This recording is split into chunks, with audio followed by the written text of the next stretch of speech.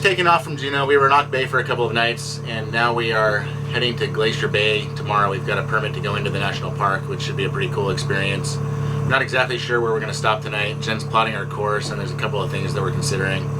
So this episode will be a little different than what we posted so far, which are more kind of travelogue videos showing the places that we've been in, our experience as far as the destinations and things like that. Since we left California about 2.5 months ago, we've been using the boat a lot, putting in a lot of hours on the main engine and all of the other subsystems, and so things are just starting to get exercised more than when we were tied to the dock in California, showing signs of wear and just general use. And so we're starting to kind of break things, have to make upgrades and repairs and things like that. And so I've managed to capture stuff on video here and there. The quality is all over the place as far as some of it's done on a GoPro camera with a built-in microphone and then poor lighting in the engine room.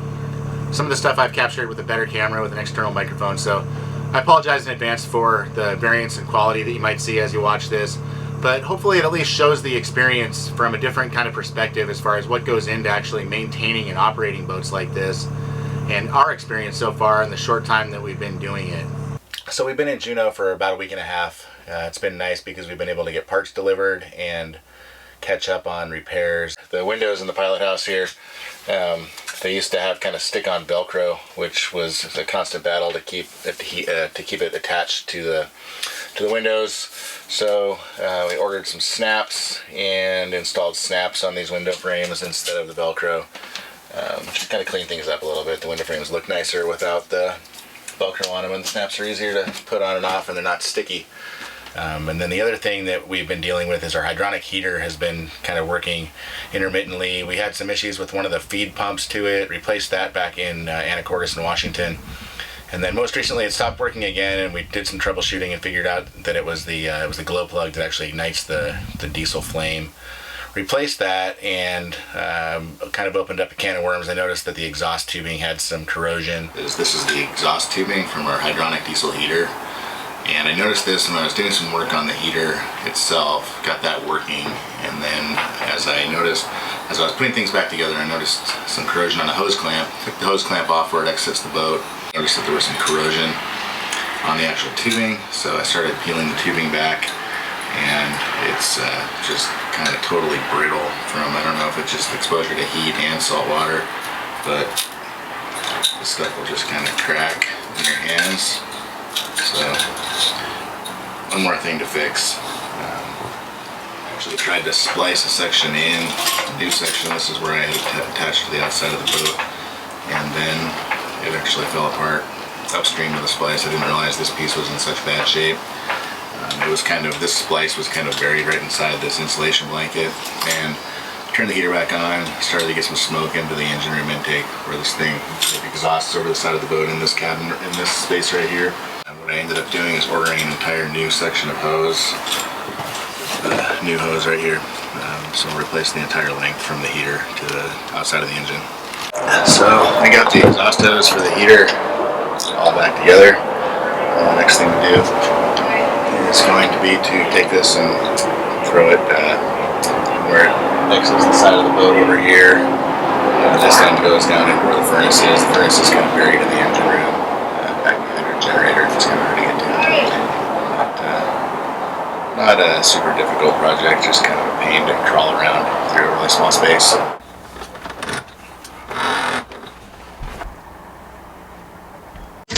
So this is the heater we've been working on. The exhaust hooks up right here.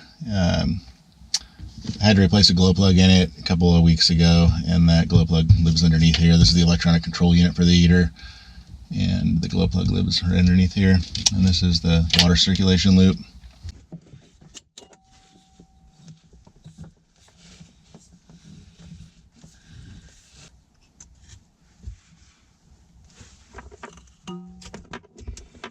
A lot of people have been asking about maintenance on our Nordhavn 40.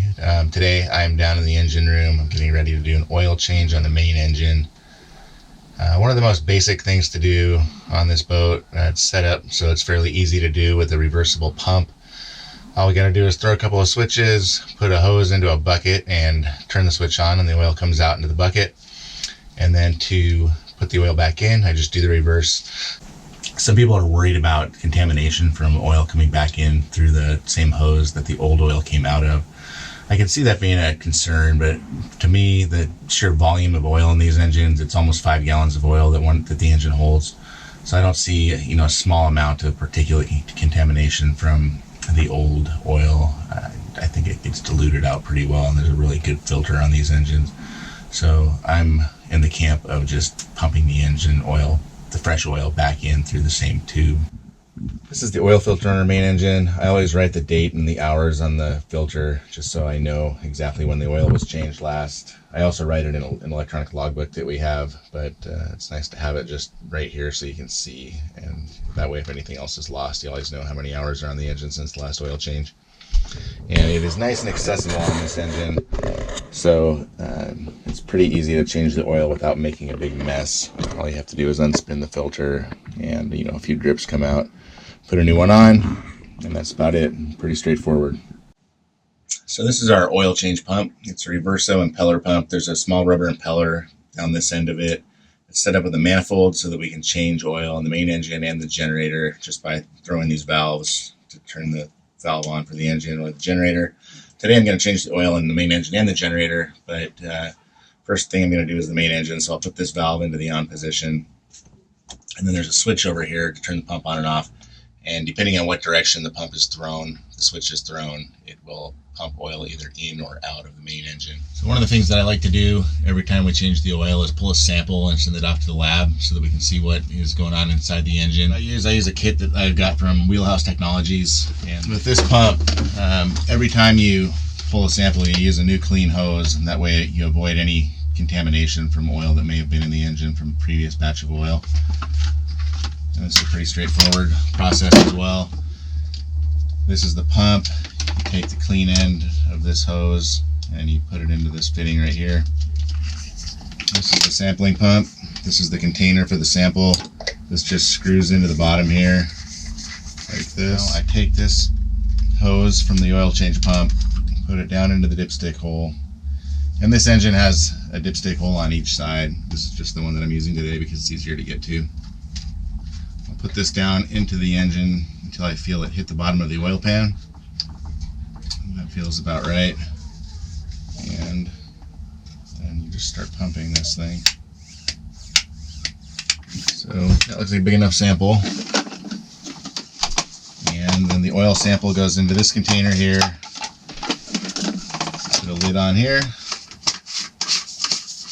And then I've got some pre-addressed stickers that just go on the outside of this container. Drop it in the mailbox. Doesn't get much easier. Everything's set up to do this now. Here's my trusty 5-gallon bucket. Take the hose from the oil change pump. Just put it into this opening in the bucket. And I like having this kind of bucket. This is a bucket that you can buy with new oil in it, and it has this nice little spout right here, which kind of keeps the oil contained because it can splatter when it comes out of the hose. So if you have an open mouth bucket, it will still work, but you'll get oil kind of coming back up, and it can splatter in your face and all over the engine room and stuff. So this just kind of keeps things contained nicely. So I'll make sure that this is in the on position for the engine, that valve right there.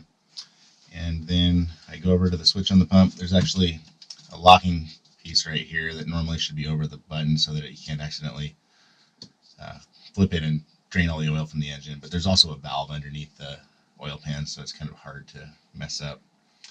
So to take the engine oil out, I simply throw this switch up, pump turns on,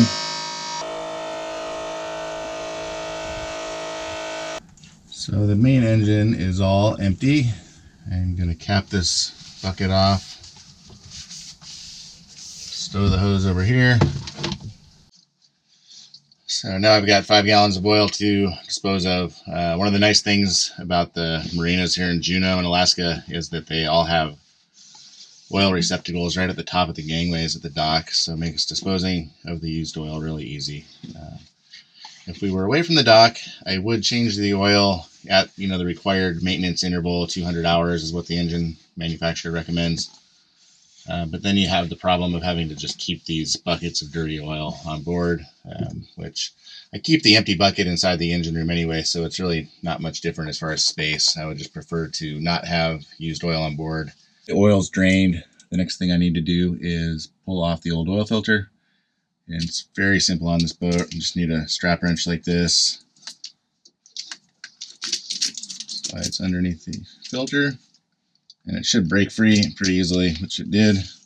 So a couple turns with the wrench, and then I like to take one of these oil absorbent pads and put it underneath the oil filter just to catch drips. This is stuff that people that are into boats are probably aware of. This stuff. It's material that absorbs oil, but it doesn't absorb water, so it works really well in bilges and under engines and stuff like that too, because it'll absorb oil drips and then you're not pumping dirty oil overboard. Anyway, I'll just put that in there like that, unscrew the filter, and I imagine a couple of drips will come out of it.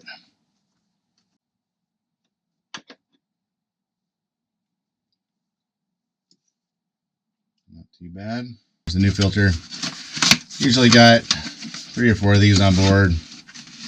They're sometimes not super difficult to find, but it's good to have a good full set of spares on board.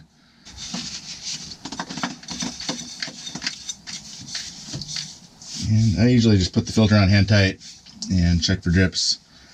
Doesn't need to be overly tight. Old oil out. Got a fresh bucket of oil here. It's actually pretty nice. The Petromarine and Juneau sells these 5-gallon buckets. Sometimes they're not easy to find and you have to buy them in individual 1-gallon containers. 1-gallon containers are better than single quarts, obviously, but with a high volume engine like this that holds close to 5 gallons of oil, it's nice to just get it in a bulk container like this. Same hose that I used before. Goes into the fresh oil. So this valve is still in the on position for the main engine. The switch this time to fill it, it goes to the down position.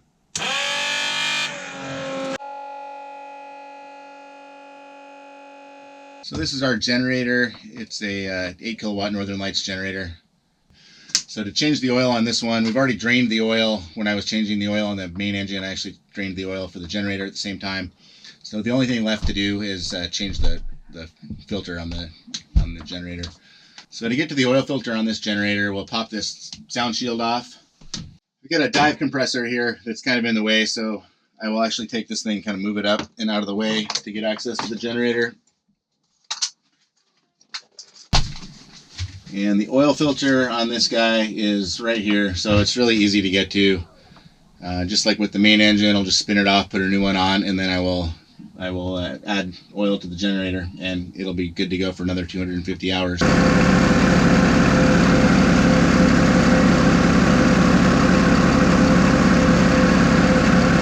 Dougal has commissioned all of us to take the used oil up to the top of the dock.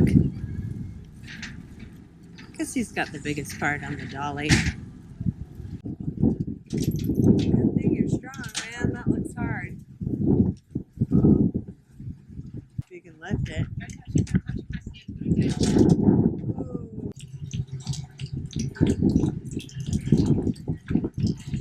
So one of the things that's come up in the couple of months that we've been cruising so far is things on the boat break, or we need to get shipments delivered. And up here, at least in Southeast Alaska, there's not a lot of places where we can actually get parts delivered. In Ketchikan, there was a shipping center where we were able to get shipments delivered from UPS, FedEx, US Postal Service, that sort of thing. In Juneau, the only way that we've been able to get packages delivered is general delivery at the local post office, which is great, but the caveat to that is that you can only get packages delivered via USPS. FedEx and UPS doesn't work. But anyway, the people up there are really friendly. They have been holding packages for us. They'll typically do it for about a month, is I think what they had said. So yesterday, I picked up a couple of packages. We had dropped off our heading sensor for the autopilot in Wrangell a couple of weeks ago. Sensor for our autopilot. It's not been working. So anyway, we're sending it back to Furuno so they can diagnose it and send us a new one. Sent it to Furuno, and it looks like they've sent us a new one. So this is our new heading sensor. You can open this up and see what it looks like.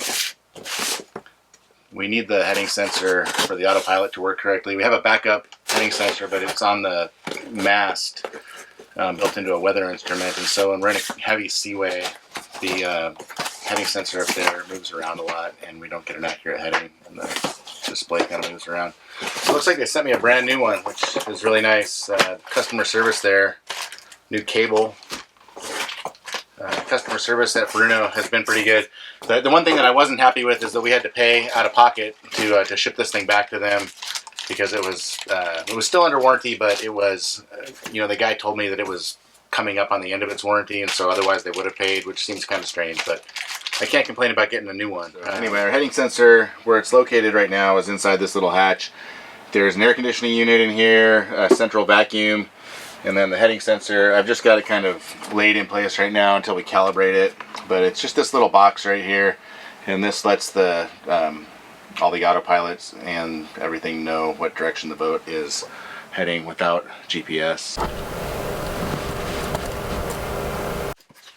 So another problem that we've come up against is the wing engine. It's a little 30 horsepower Yanmar engine, little sailboat engine. I was working on something else in the engine room. The engine only has 30 hours on it, and it looks really, really new from the exterior. It looks like it's in great shape.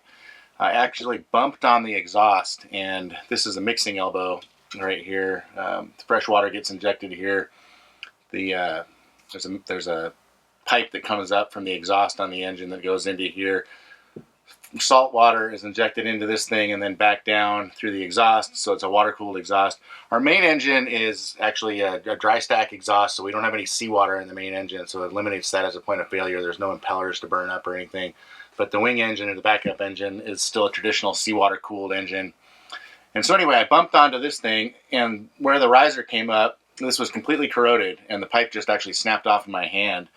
So I was struggling trying to source parts here in Juneau, and I started to do some research, and I actually found a company in Seattle, or down in the Seattle area in Washington, called HDI Marine. Not affiliated with them at all, but their customer service is great. They actually make a custom stainless steel exhaust that won't corrode, for not only for our Yanmar engine, but apparently for a whole bunch of other marine engines.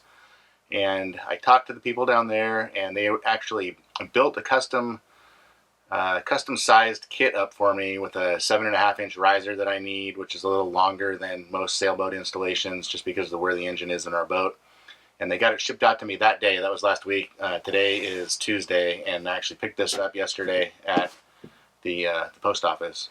So I'm going to open up this exhaust system and we will see what it looks like. And here's the new exhaust system. This thing looks great.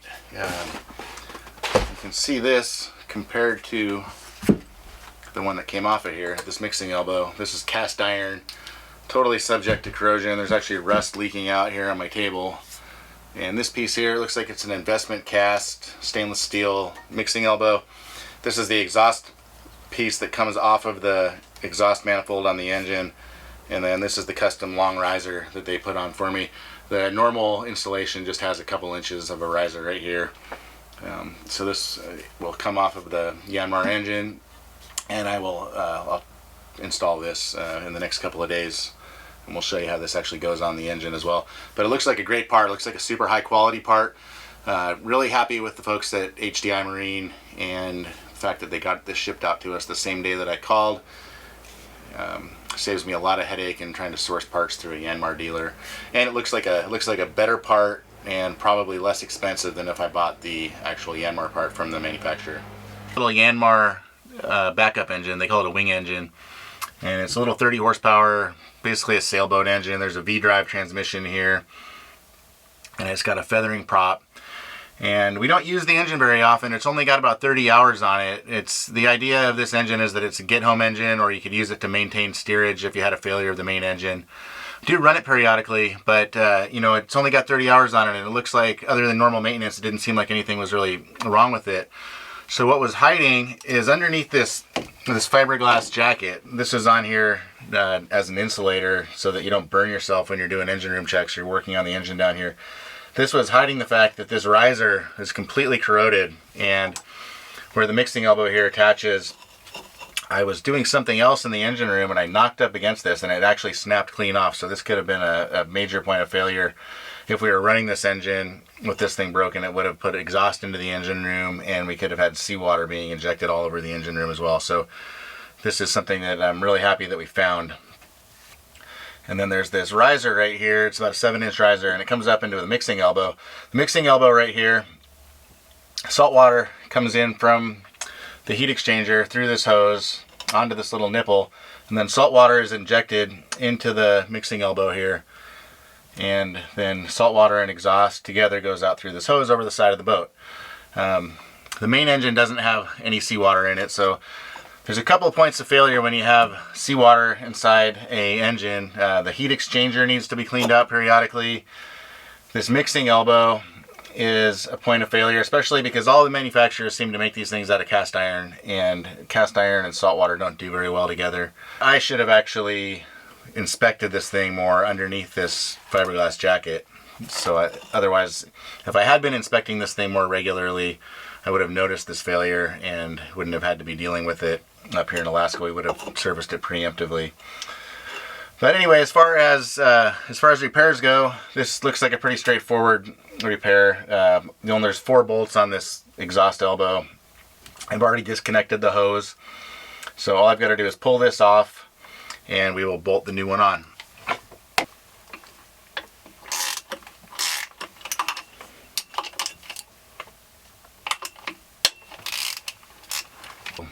What looked like it was going to be an easy job, turns out it's going to be a little bit more of a hassle. I actually broke one of these bolts off when I was pulling off the exhaust.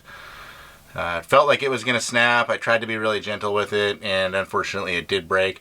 At least it broke off where there's still a little bit of thread hanging off, and so I'm soaking it in some penetrating oil. I'm going to give this a couple of taps with a hammer to see if I can break up whatever might be gumming it up, if there's corrosion in the threads or something like that. So we'll let that soak for a little while, and hopefully it'll free it up. We'll try and back it out with the vice grips. If that doesn't work, I might have to get a torch or something. Hopefully it doesn't come to that.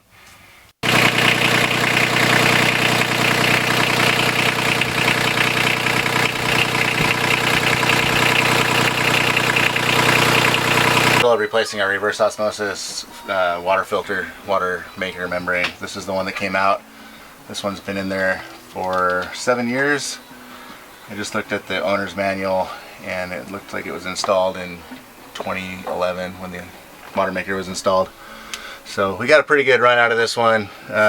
We've been getting a high salinity alarm for the last couple of days, so we haven't been able to make water. So I'm putting a new one of these in. The Watermaker's buried down in here in the lazarette, which is why I'm kind of crawling down in this hatch. But hopefully we will have good water after I get this thing put back together.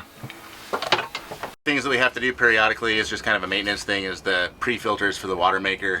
They need to be cleaned out periodically, and the Watermaker control panel will actually tell me when they need to be cleaned out, and it'll stop making water. There's a 20 micron and a 5 micron paper filter, and they're in the lazarette. They're not very hard to get to, except for the fact that we have so much stuff stored in here, so I have to pull the boxes out. So since I was going in to get a filter out anyway, and I knew I had an error code that I had to deal with as far as the filters for the Watermaker, it seemed like a good time to go in here and pull them out. And it's pretty simple. You just take a strap wrench and put it around these filter housings. Pretty stinky when they are dirty. There's a lot of organic stuff in the water up here from all the trees and the dirt and stuff, and so the pre-filters are getting clogged relatively routinely when we run the Watermaker.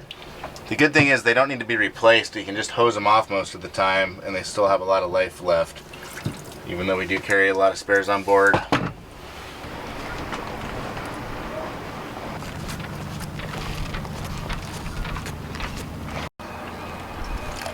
So this is the 20 micron filter. This is the first one that the water sees, so it's usually pretty dirty. You can see the water that's coming out of this. It's got some color to it. When we're out cruising, I would normally just take these up onto the foredeck and use our saltwater wash down to rinse them off, but because we're here in Juneau with available water, I figured I would just use their water. And you can see what this thing looks like. It's a paper filter, and it gets a whole lot of stuff in there. This is like kind of silty mud looking stuff. It smells pretty bad, but it doesn't matter. The water gets cleaned up by the reverse osmosis membrane in the Watermaker anyway. This is just to prevent that reverse osmosis membrane from being clogged with this heavier, larger size particle stuff. You can see that it's kind of running dirty still. when the water starts to run clear, that's a good sign that they're clean enough that I can put them back in and they'll be serviceable. Eventually they do have to be replaced, but you can usually rinse them out maybe 20 times before they actually fully clog. And then I'll just rinse the housing out as well.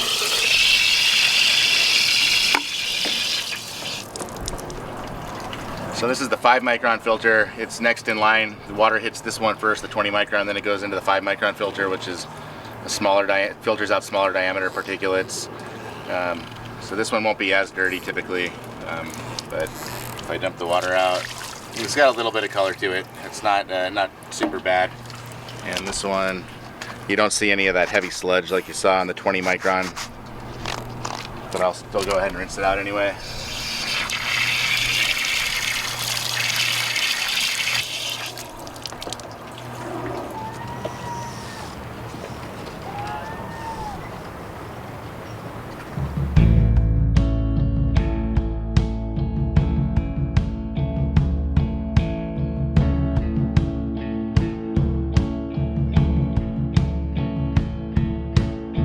As we continue to cruise and live aboard full time, we'll try to document issues and problems that we have with the boat, but not just problems, but things that we like, things that work for us, things that don't. We've had a lot of requests to see a tour of the boat. It's definitely in the works. It's not a huge space, but there are a lot of different spaces and systems to cover, so it's taken a little bit more time than we expected. We're heading out to Glacier Bay National Park this morning and we'll be off the grid for a week or so, but we do read all the comments and questions posted on our blog and on this YouTube channel. So please let us know if there's any specific requests or questions you have and we'll try to respond.